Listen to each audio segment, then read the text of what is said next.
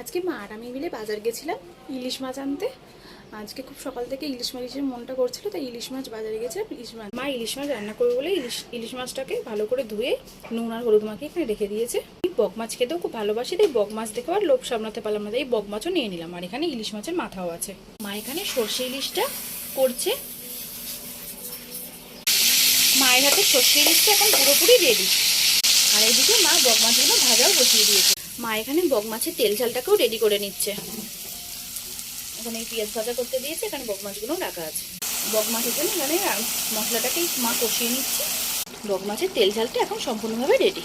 এখন লাঞ্চের থালা সাজিয়ে বসে পড়েছি। সাথে আছে গরম ভাত আর ইলিশ মাছের মাথা ভাজা, আর বক মাছের তেল ঝাল, আর ইলিশ সর্ষে। আর ইলিশ মাছ ভাজা তেল দিয়ে গরম ভাত খেতে কার কার ভালো লাগে কমেন্টে জানিও। আমার তো খুব ভালো লাগে। আমি লাঞ্চটা করতে থাকি।